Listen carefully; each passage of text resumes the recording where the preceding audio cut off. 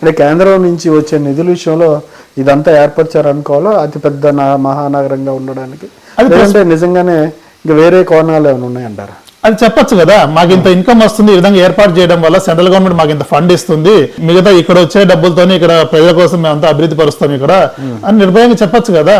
ఎక్కడ క్లారిటీ ఇస్తలేదు కదా, ప్రభుత్వం క్లారిటీ ఇస్తలేదు కదా. మీరు ఇప్పుడు ఒక టోల్ ఫ్రీ నెంబర్ విషయంలోనే శేర్లింగంపల్లి కంటే రేపొద్దున లోకల్ ఇష్యూస్ మీద ఎవరు స్పందిస్తారు? అదే సమస్య సార్. ప్రజలు ఇప్పుడు శేర్లింగంపల్లి ఎక్కడో ఇక్కడ నుంచి 12-13 కిలోమీటర్ దూరంలో ఉంది.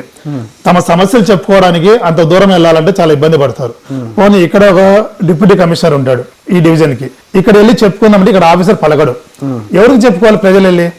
ఇప్పుడు మణికొండ మున్సిపాలిటీ ఇక్కడ దగ్గరలో ఉంటేనే, కూటవత దూరంలో ఉంటేనే పోయి రోజు ప్రశ్నిస్తే నెలకు 2 నెలల తర్వాత వచ్చి పనిచేసే పరిస్థితి ఇక్కడ. అట్లయ్యే 25% మించి ఇక్కడ డెవలప్ అవ్వలేదు. ఇంకా రేపు మహానగర పాలక సంస్థ అయిన తర్వాత ఐఏఎస్ ఆఫీసర్లు ఉంటారు పైన. ఐఏఎస్ ఆఫీసర్ అపాయింట్మెంట్ దొరకడం కూడా చాలా కష్టం. సామాన్య ప్రజల పరిస్థితి ఏంటి? వాళ్ళు ఎవరికి చెప్పుకోవాలి? ఒక లైట్ పోయిందంటే ఎవరికి చెప్పుకోవాలి? ఒక డ్రైనేజ్ బ్లాక్ అయిందంటే ఎవరికి చెప్పుకోవాలి? అంటే దీంతో పాటు అడ్వాంటేజ్ కూడా ఉంటాయి కదా కొన్ని అంశాల్లో. జిహెచ్ఎంసీగా అయిన తర్వాత మీకు సంబంధించి ఇష్యూస్ ఎవరైనా నాయకులు చోటమోట నాయకులు కలవపోయినా పై అధికారులను కలిస్తే సమస్య పరిష్కారం అవుతుంది, రాజకీయ నాయకుల జోక్యం తక్కువ అవుతుంది అని అంటారు. రాజకీయంగా ఎవరైనా ప్రతి ఏరియాకు ఒక లీడర్ అనేవాడు ఉంటేనే, రిప్రజెంట్ ఉంటేనే తీసుకెళ్లేసి అధికారుల దృష్టికి తీసుకెళ్తాడు, లేదంటే అంతకన్నా పెద్ద నాయకుల దగ్గర తీసుకెళ్తారు.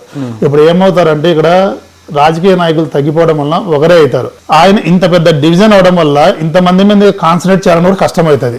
ఒక్కొక్క చోట ఇప్పుడు సపోజ్ 1000 మందికి ఒక నాయకుడు ఉన్నారనుకోండి, ఆ 1000 మంది సమస్యలు చూడగలుగుతాడు. 10,000 మంది అయ్యారనుకోండి, 10,000 మంది సమస్యలు టైం ఆయనకు ఉండదు. అధికారి దగ్గరికి వెళ్తే అధికారి కూడా సేమ్ అవుతుంది. ఎలా చెప్పుకోగలుగుతారు వాళ్ళు సమయానికి? అంత పెద్ద డివిజన్ లో ఆఫీసర్ అవైలబిలిటీ ఉండడు.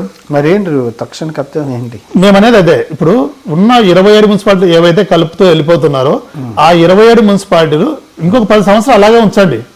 అక్కడ డెవలప్ అయిన తర్వాత మీరు చేయండి, మీరు తర్వాత. కానీ ఇప్పుడు అంతా అయిపోయింది అంటున్నారు కదా, ఏమైనా అవకాశం ఉంటుందా వెనక్కి తీసుకురావడానికి? లేదంటే కొంతవరకు ప్రభుత్వం అనుకుంటే ఏదైనా చేయగలుగుతుంది సార్. ఎందుకంటే నిర్ణయం వాళ్ళదే, చేయాలనుకుంటే వాళ్ళు చేయొచ్చు. కానీ వాళ్ళ పంతా ఎలా ఉందంటే కనుక వారి స్వార్థం గురించి ఆలోచించి వారి గురించి వారు ఆలోచించుకొని చేస్తున్న కార్యక్రమం ఇది. లేకుంటే రాత్రికి రాత్రి ఇవన్నీ చేయాల్సిన అవసరం లేదు. జనాలకు ఒక అవకాశం ఇవ్వాలి, పేపర్ పబ్లికేషన్ ఇవ్వాలి, ఇట్లా మేము చేయాలనుకుంటాం, మీ అభిప్రాయాలు చెప్పని ముందే అడగాలి. ఇవన్నీ చేయకముందే అభిప్రాయాలు పరిగణలోకి తీసుకున్న తర్వాత అప్పుడు మీరు ముందుకెళ్ళాలి. మీరు అన్ని డెసిషన్లు తీసుకొని ఇప్పుడు వారం రోజుల్లో మీరు చెప్పండి, మేము డెసిషన్ ఏం తీసుకుంటారు? ఆల్రెడీ మీరు ఇక్కడ నుంచి ఈ వార్డు లిమిటేషన్ మీరు ఇచ్చేసారు, ఇక్కడ నుంచి ఇక్కడ రాదని చెప్పి అంతా డ్రాఫ్ట్ వర్క్ అయిపోయిన తర్వాత ఏమడుగుతారు మిమ్మల్ని?